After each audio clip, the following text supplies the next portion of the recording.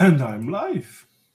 Welcome, everyone. And everyone in this case is John the Bemused in the chat. Hi there, mate. I can only hope maybe people will watch this after the fact. But it seems that not a lot of people want to join today. Now, I know Christmas is around the corner, and that kind of takes a toll on people.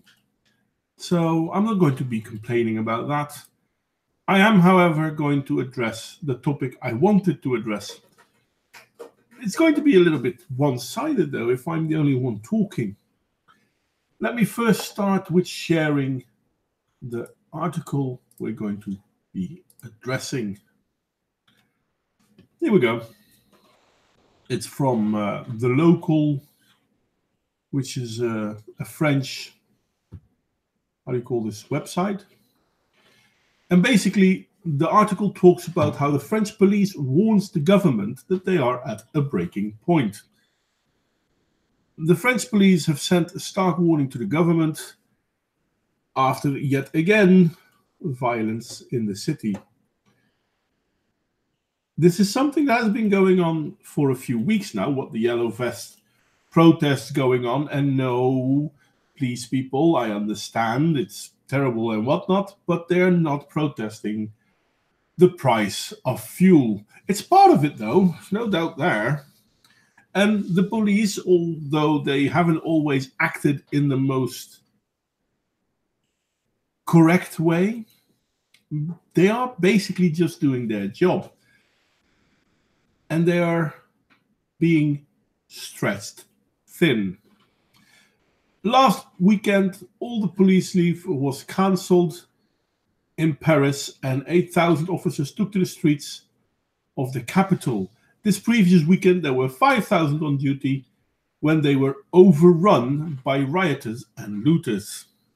Well, the problem with this whole thing is that amongst the protesters, there are rioters and there are looters. This is, in all fairness, civil unrest. More so than what the media will let you know. This is not right wing. This is not left wing. This is people standing up. And there was another thing Here we go.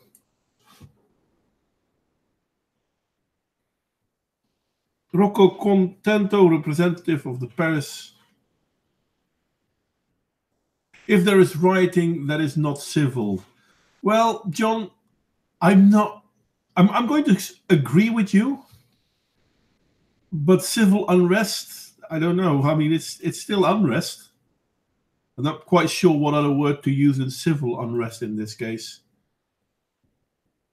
Rocco Contento, a representative of the Paris Unity SGP Police Union, told France Info that the police had been stretched to their limits.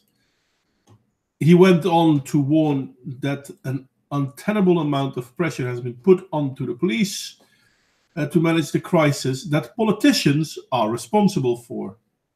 I did not miss the lol at the end, John. But you know me, I take everything serious. Anyway, back to the story. Rocco Contento is basically saying that the police is hard pushed to manage a crisis that the politicians have created. We also want to take off our vests, not the yellow vests, but our blue vests if this continues. That's the message that I want to give the highest state authorities. We are in a political crisis. It's not up to the police force to get us out of it. It's up to the politicians.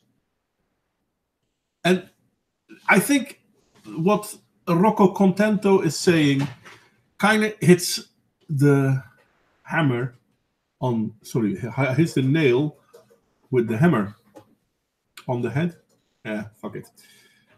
Because what we are seeing in France, and it's already spreading to other countries, is indeed the civilians standing up against their politicians. And considering the mess France is in, especially if we look at Paris. I mean, I've seen pictures of Paris from the last months, and I'm glad I'm not living there. I'd probably move out. And yeah, indeed, John, at least someone is recognizing the true political situation. Though I have to think that Rocco Contento isn't the only one. I think a lot of people are recognizing the problems within our societies, and they are political because it's created by our politicians. These yellow vesters, they're not protesting fuel prices. Well, they may be part of the whole story, but they're protesting a whole slew of things. I mean, in Paris, there are places where people can't even walk the streets because there are tents in the fucking middle of the streets. People praying in the middle of the streets so that other traffic can't go through. Stuff like this is unthinkable. But you're not allowed to discuss this. Yes, the fuel prices can indeed be seen as the proverbial straw. Now, the police is being stretched thin, working back to back, that's the saying, and between their responsibilities to carry out their missions, maintain order and guarantee everyone's safety, and the feeling that they are too affected by the demands of the yellow vests when it comes to spending power. The police are at a breaking point. The thing is, and I'm not really reading that in this one, but I think one of the reasons the police are at a breaking point is that there are more than just a few police officers who actually agree with the yellow vests, not with the rioting, not with the destruction of property and whatnot, but the points they are trying to make, the reasons why they are rioting.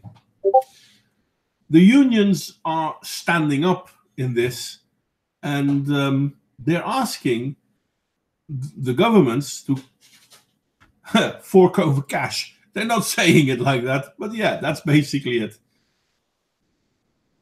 At least the French, at least in France, the police are not patrolling the internet for mean tweets. Imagine how much worse it would have been if they were doing that too.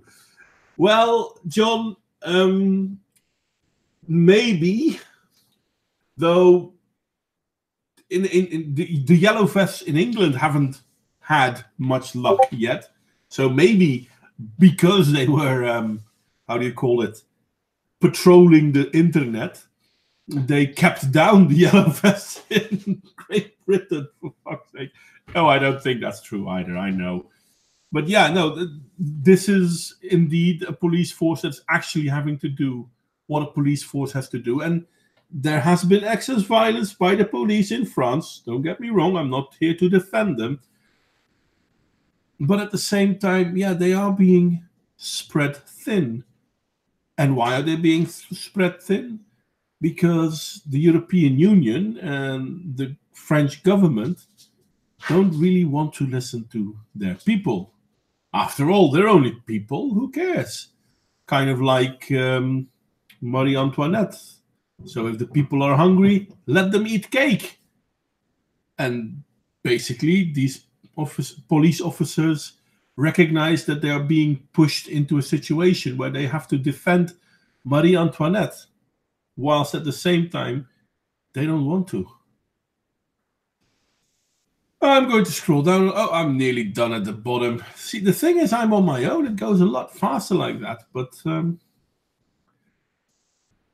the police officers have shown great professionalism and great self-sacrifice and self-control, which are matched only by their willingness to serve the nation and their fellow citizens. Now, obviously, this is part of a letter. I'm not here to bash on the police officers. It's their job, and they are going through a difficult time. But at the same time, this problem has been created by their politicians, but not just by theirs. I mean, if we look at Belgium, we see the same problems. If we look in Germany, people are already making quite well known how displeased they are with their government and the current situation of their country. it would seem that countries like Hungary and Poland are actually the more stable countries in the European Union right now, which is a point to ponder, if anything. It's I have to admit, it's really difficult to do a stream all by your own, and yeah, I'd really hoped that I would have been able to talk with people about this topic, but yeah, there you have it. So let's see what the yellow vests in Belgium are up to, shall we? See, papa.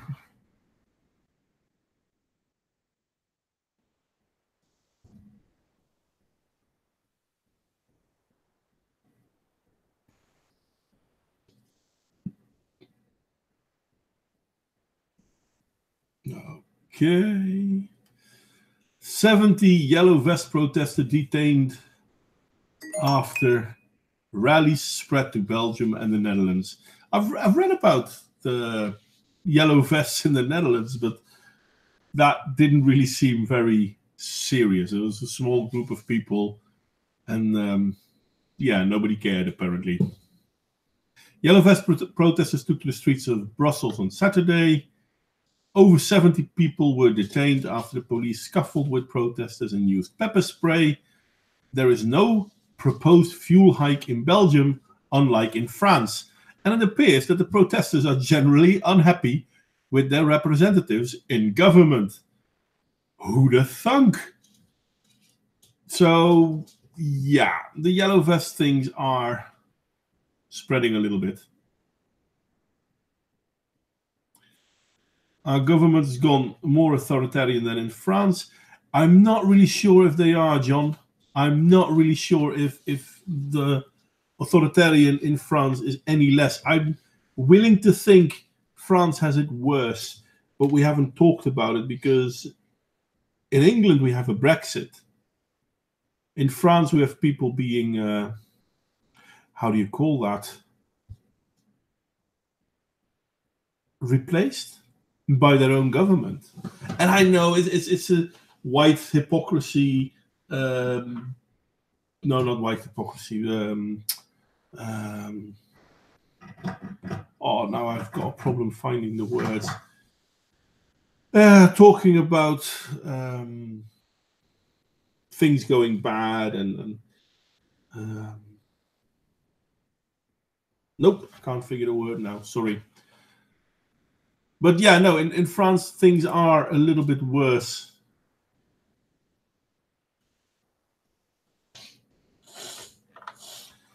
And I will send you a link, Fuddernut. Where is my thingy? There you go. And then this. And then hopta, copy. Hoppa.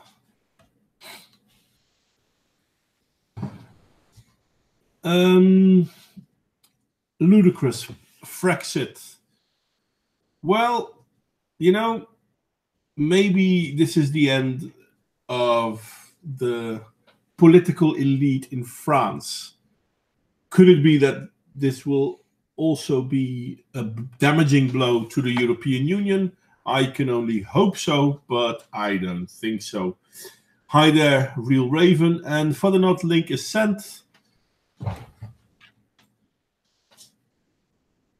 Yeah, it's kind of funny that now people are showing up. I've said everything about the article I mentioned I start with.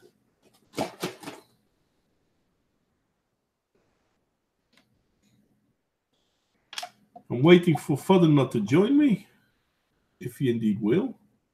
If other people want to join in, by the way, you're welcome to do so. Ah, there is Fuddernut. Why, hello there, Modwain. Good day, sir. I don't know. All I caught was the Twitter DM group message about the article, and I never actually read it. Ah, well, are we talking about the yellow vest stuff?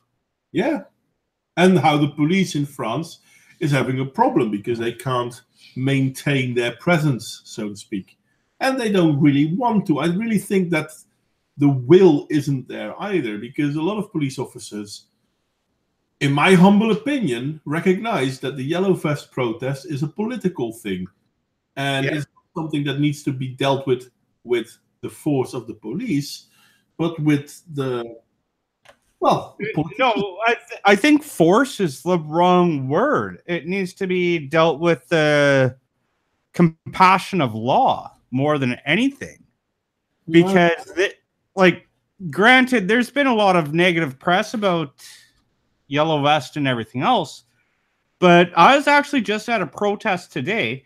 It beat world records according to Guinness. It didn't only beat it, it actually trumped it 5 times over. Okay, then I'm not. And you know what? Half those freaking trucks that were driving in this protest had yellow vests on them. This is something that is felt worldwide. Like, I'm in Canada here. We just did a convoy because our political party's doing something about an anti-pipeline bill. I will talk to you about that later, because that could be its own show. But yeah, according to Guinness Book of Records, the largest truck convoy ever was 416 or 476 trucks. Mm-hmm. The one that we were at today was over 2,000. It's quite an achievement. And no, it was never brought up to be like, let's break a record. It was brought up as, you know what? We need to show our government that every truck that you see rolling down this protest is a family that relies on the work. Mm-hmm. Mm-hmm. We're sick of being taxed to death for stuff that we aren't doing. As well as I was actually talking to RCMP that were at that event as well. And you know what? This is something that me and the police could both agree on. This was the way that a protest should be. No violence, no looting, no smoke grenades going out. Yeah. It was a thing of, yeah, we disrupted traffic. We disrupted traffic in North America's second largest industrial park for over 3 hours. They're still disrupting traffic as we speak. Mm-hmm. But no violence. This wasn't about a partisan thing. This was a thing of like, you know what? Screw you guys. Enough with us being screwed over. Which I think fits with the yellow vest narrative. Yeah, that's what I wanted to say, because I really think that's what the whole yellow vest movement is all about. I mean, the protests in France, people are saying, well, with the sorry to interrupt there, Modwain. I just saw John in the chat there. He says, protest without the leftist. Yeah. You come to an area of the country that has one primary wage pusher, which is oil field in our instance. It doesn't matter if you're leftist, rightist, centrist, or anything. All we actually give a shit about is being able to support ourselves. It wasn't partisan. It was enough's enough. But I think yellow vests in France and in Belgium, and in a lesser content the Netherlands, are about 2.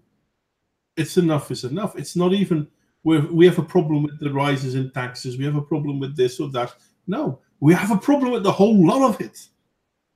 And that's the same thing as what's happening in Canada. What I've heard, for example, I think it's Alberta, where you have lots of... That's where I'm at. Yeah.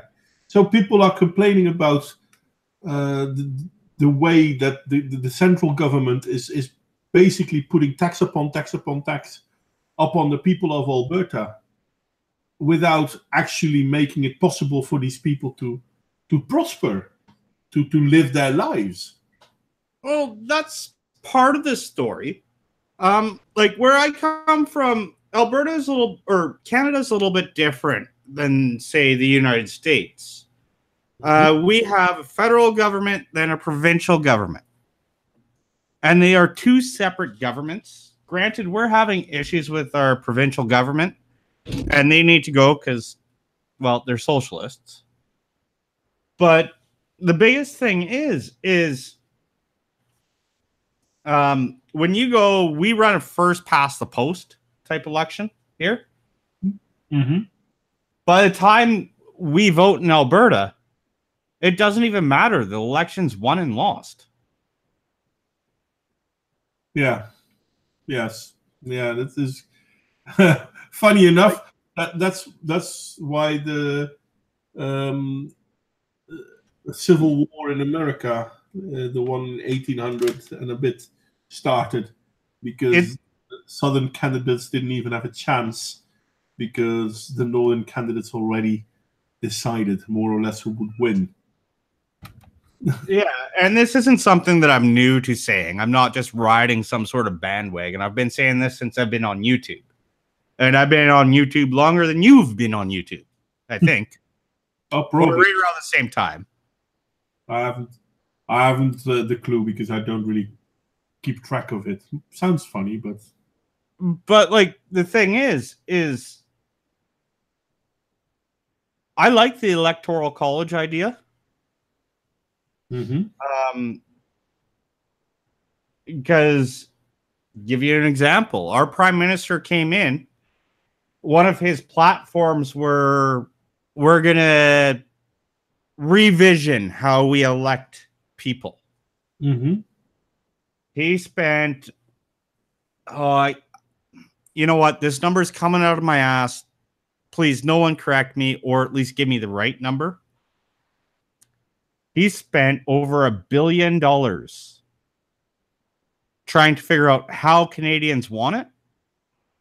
Vast majority of Canadians said, we do not want first past the post. We want equal say over the entire country. He came up, high horse with nice socks in Parliament, said, well, they're inconclusive. These weren't the answers that we were expecting. So we're going to scrap that idea, but we're going to bring in a carbon tax.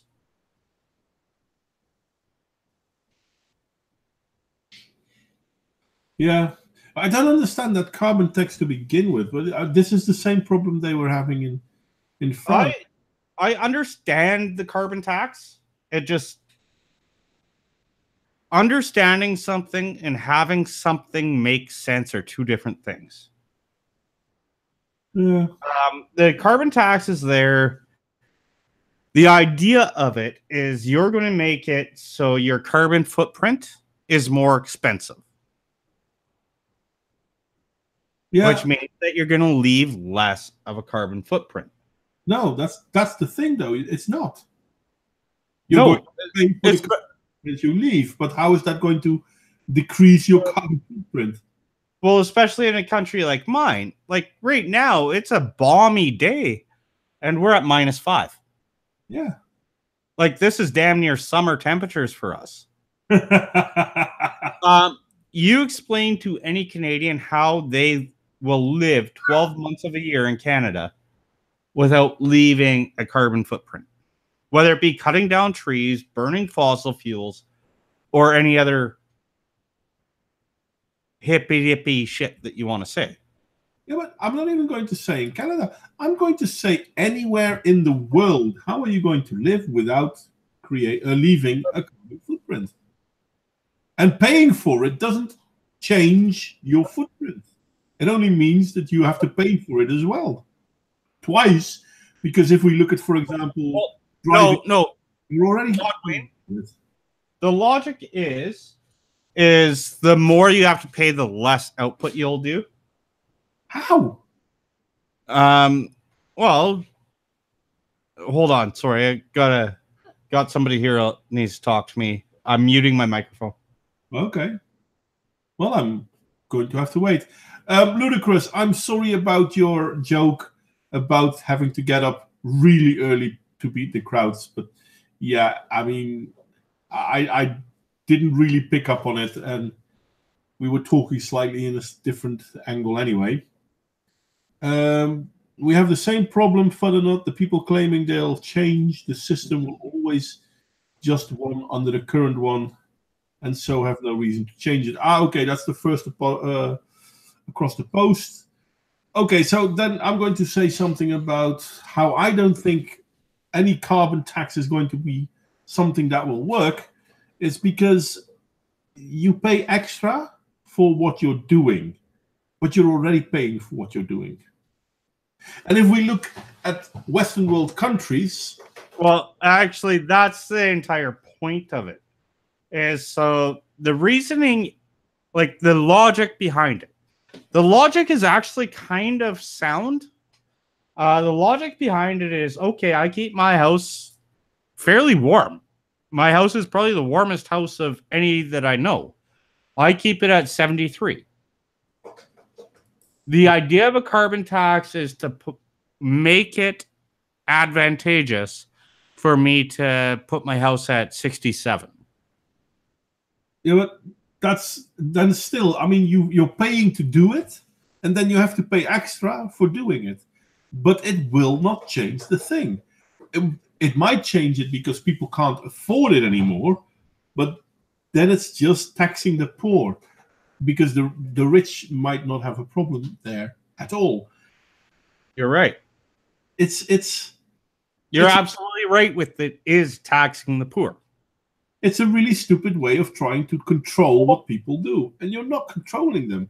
And the worst part is, if we look at all the Western countries combined, Canada, America, every European country, Australia, New Zealand, hell, let's throw in South America there as well. If all of these countries suddenly break half of their CO2 consumption, not consumption, creation, sorry. Yeah. You know how much of an impact that will have on the world? Well, nearly fuck all, because it's not even half of it. Well, that's the other thing too, is you understand CO2 is created and it is consumed by nations, right? All these studies that say that Canada is evil and everything else, they're not taking in our consumption rate. You realize all of Canada, I think, is barely a net zero.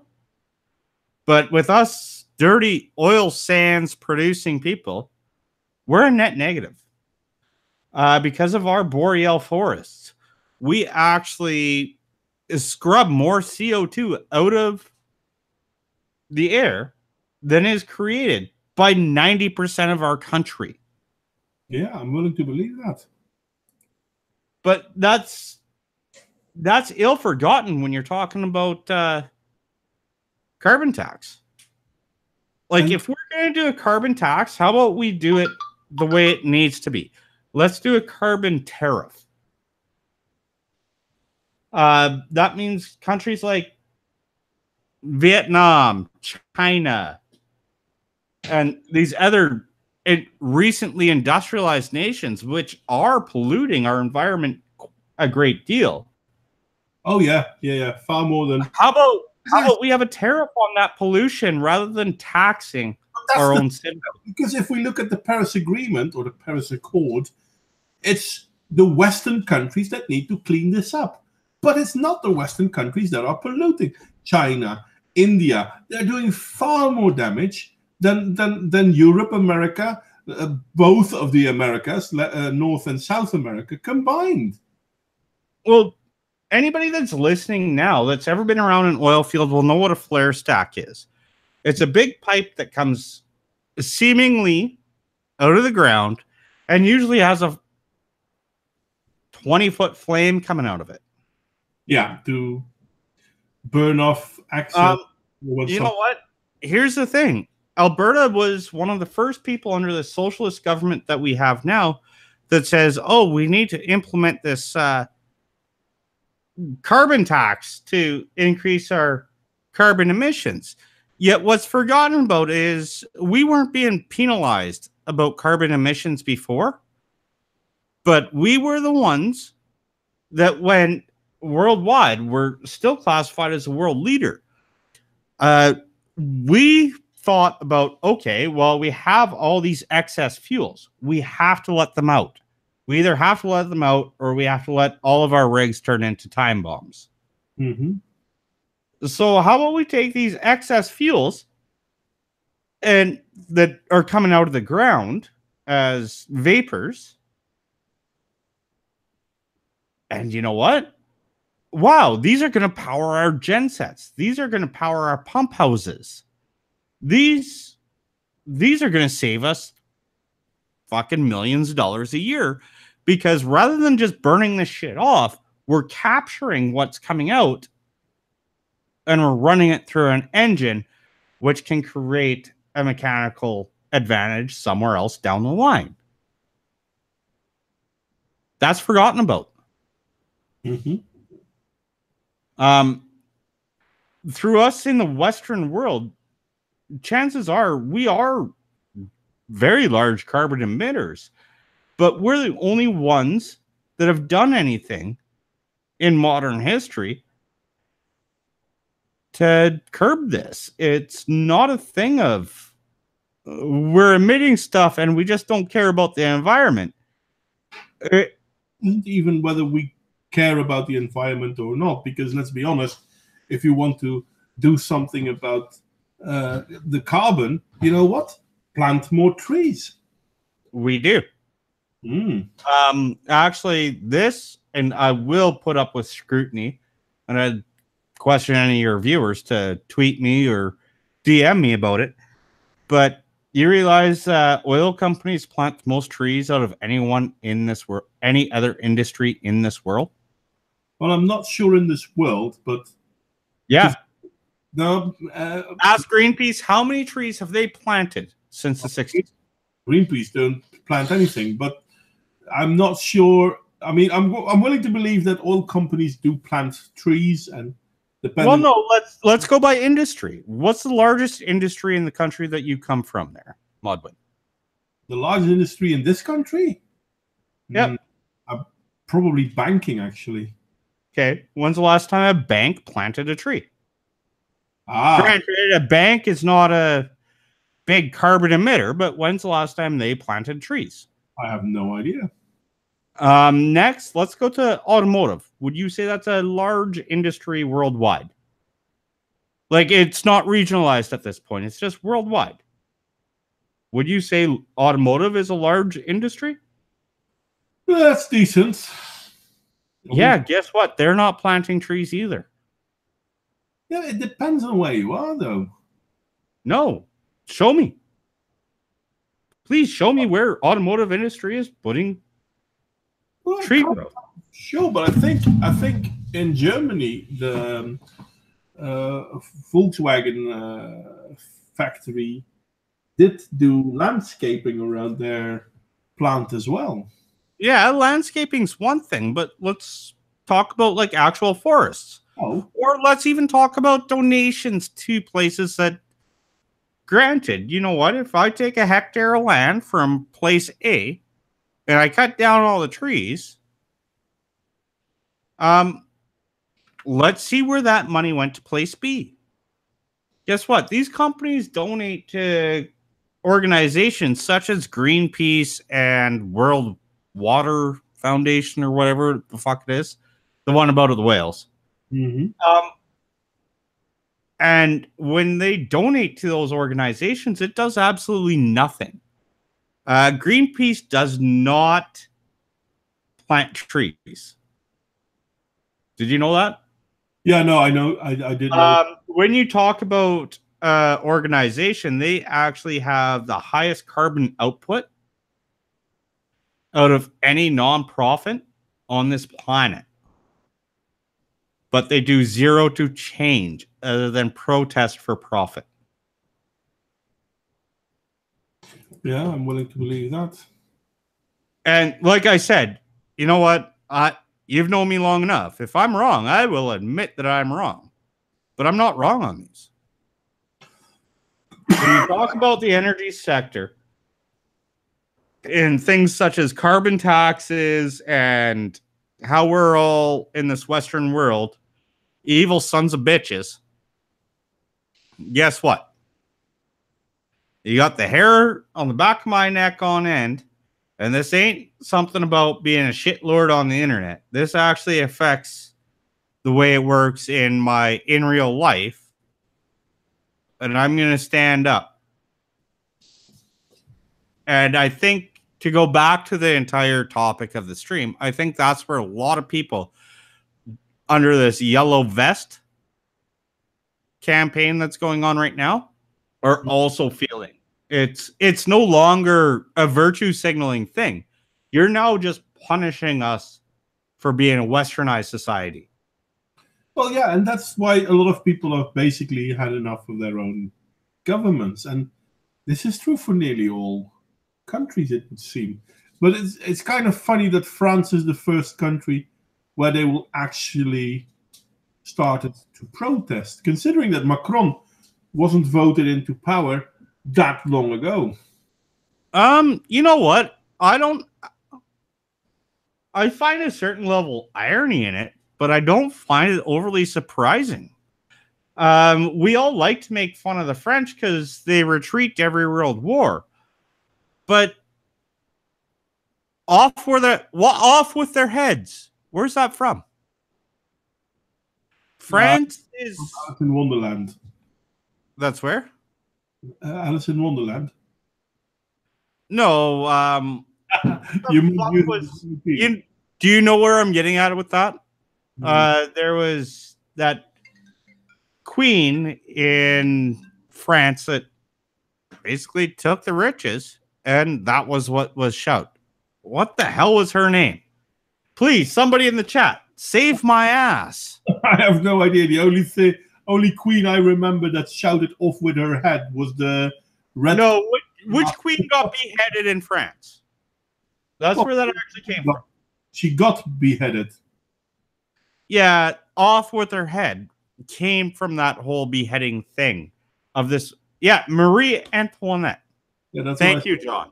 But she didn't behead people. She got beheaded.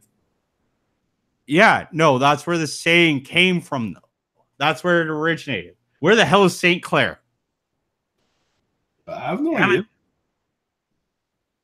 No, like the French, even look at Guy Fawkes. The French are the world leaders in knowing how to protest and making a change. And they always have been.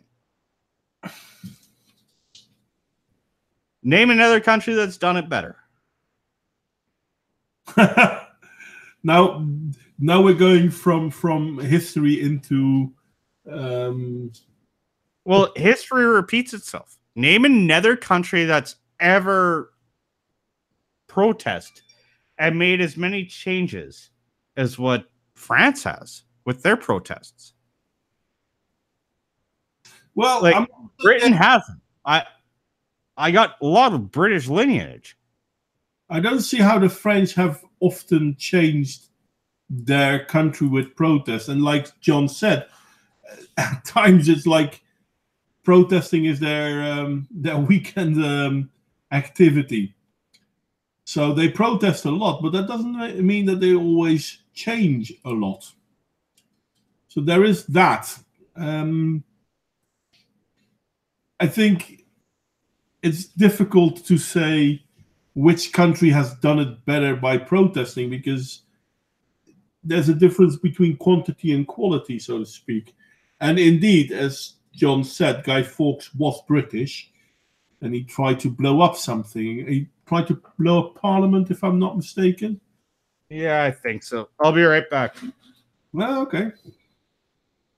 So there is that. You're on the hook to entertain everybody again. You normally have 7 or 8 other co-hosts, but it's just you. Yeah, it's just me. It's okay. I'll manage. Actually, I was thinking about calling quits early then, go to bed. I don't mind sleeping. I hear it's a great thing to do. I should do it more often, I guess. Okay. Oh, I'm sorry. No, I'm yawning. See? There you have it. No, but protesting is something that has happened in more countries within the Western world. Though in France, it's sort of a pastime. And I'm sorry for the noise, but I'm getting me a candy. And the fact that it's a pastime is something that makes it sound as if they don't have a genuine gripe. But as I said earlier, what we see in France and in Belgium and to a lesser extent in the Netherlands and also in the UK, more and more people in the Western world are standing up because they have had enough of their politicians. And basically, that's what that yellow vest thing is all about. Oh, by the way, where's your wife, Modwain? She's sitting next to me. I like her point of view. She's not. She can be hard to understand at times, but she's usually right. She's not joining us tonight, though, mate. Oh, why not? Yeah, I don't know. Tell her I'm shaking my fist at her as we speak. Nah. No, like the yellow vest thing, I think is actually, although it's making international news, I think is very underrated on what it actually stands for. Oh, definitely. Like, and I'm only partially informed. I haven't really been watching the news lately. No, but genuine gripe, and people seem to genuinely be upset with their governments. Yeah, and I don't think that it is a left. Like, this is one thing in the past 5 years. Most political discourse is you're left or right, and you have to pick a side. When it comes to the yellow vest thing, no one's asking you to pick a side. Nope. Everybody's out there. Yep. Because the problems are quite big. And yeah, people will say, yeah, it's because of the fuel prices, which definitely had something to do with it. But from what I've read back in France, for example, people are upset because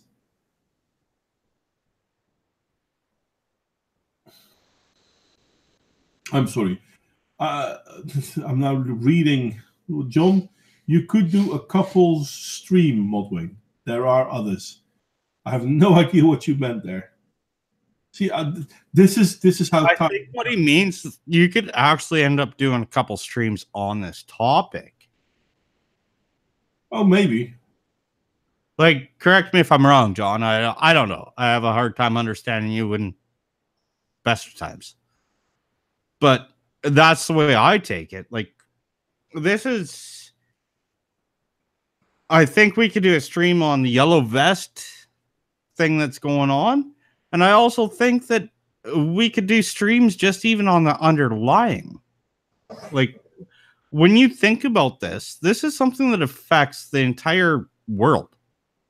Whether you're a developed country, undeveloped country, whatever, it's something that can be said.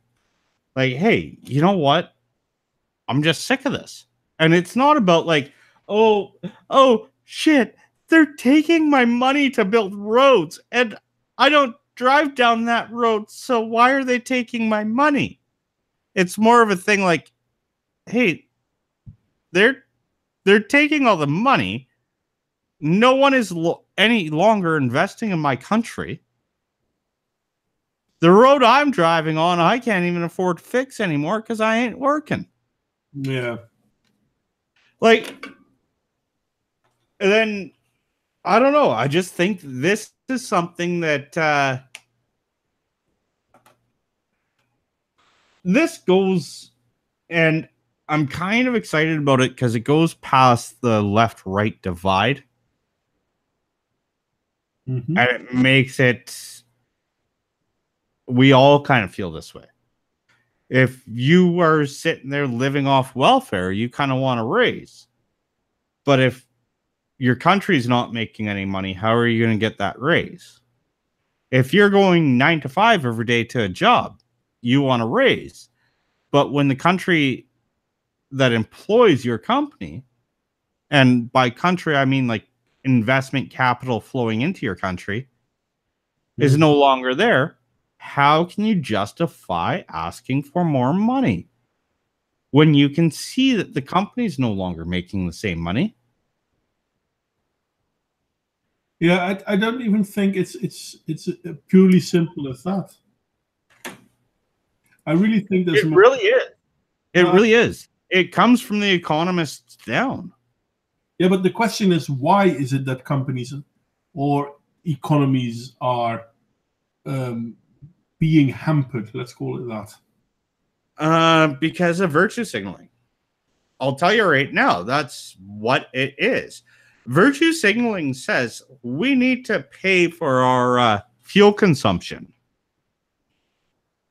We need to pay for our commodity consumption. So not only fuel, but food. It's the idea, like we've talked about it before on this show, where about welfare and all that good stuff, right? Mm-hmm. Like, I don't really want to go back over that. But I think we all have an understanding. There's only so much. When you have a pie, there's only so much of the pie you got. True. Now, there's always room to get your slice of pie, but how big is that slice going to be? Like, it's not even a capitalist thing. It goes back to socialism as well. Look at the bread lines in the Soviet Union. I saw that the other day. That's what made the U.S. win the Cold War, was bread lines. And I believe it. Mm-hmm. Well, now you have middle-class people also starting to starve. Well, yeah, and that's when people start rising up again, because in the Western world we've gone into a very strong socialistic push. Not only a socialistic push, as in the idea that socialism is a good thing and we need to have a big welfare state, but because we have a big welfare state, a lot of money is going to people who are not producing. And then we also open the borders to people from outside of our country to come and partake in our welfare state, even though they've never contributed to it at all. So in the end, yeah, we're losing money on people who are not part of the system. Well, thank you for bringing up that people from outside coming in. Like, you know what? I think welfare is actually a good thing. People might hate me for saying that. I think it really is. But we can't be the world's welfare. Well, actually, I don't Even think it is a good idea. But even not all of us Western communities combined, let's go to the G20. The G20 could not sustain the world's welfare. Mm-hmm. Well, that's true.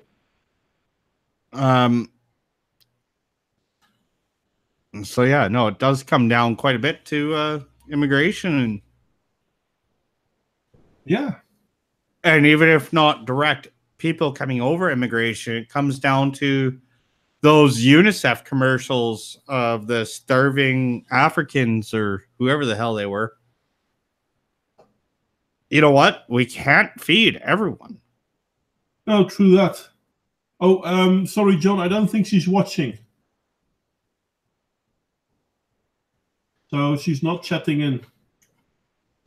And no, Is Real Raven still in the chat, or is he gone? I haven't seen him type for a while either. I think most of the people are gone. It's just the two of us and John.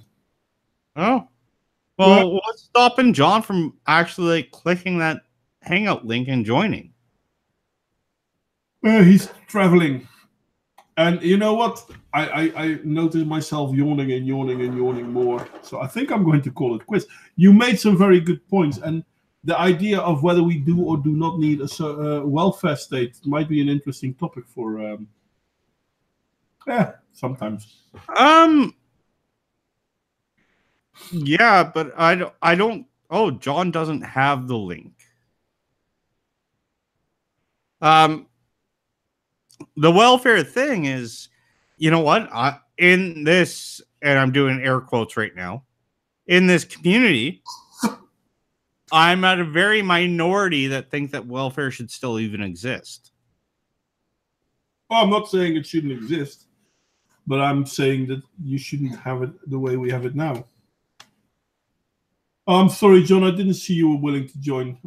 But in all fairness, considering the fact that I'm having problems to keep my eyes open.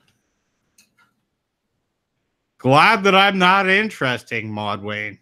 No, it's not you, mate. I've had a terrible, week, in all fairness, and I'm not feeling that well. I'm really...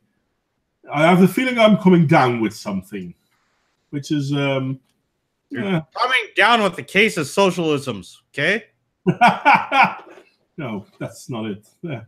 We wish it were only that simple. No, I'm a bit fluish, I guess. Muscle ache and sweating like a pig. I'm tired. Oh, for fuck's sake. Oh, fine. Yawning is contagious. I don't want to catch that shit.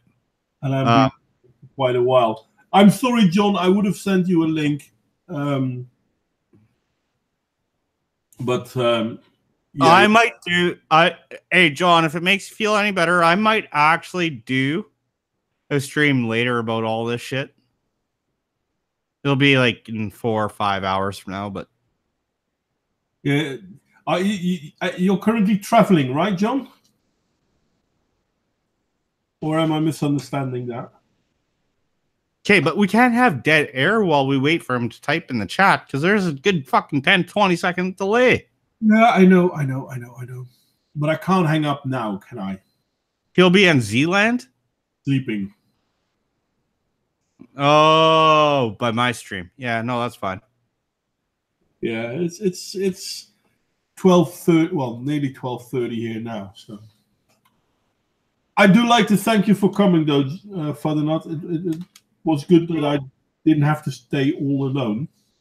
Thanks for having me. I kind of pissed off at the normal guests for not joining. Because who else am I going to yell at?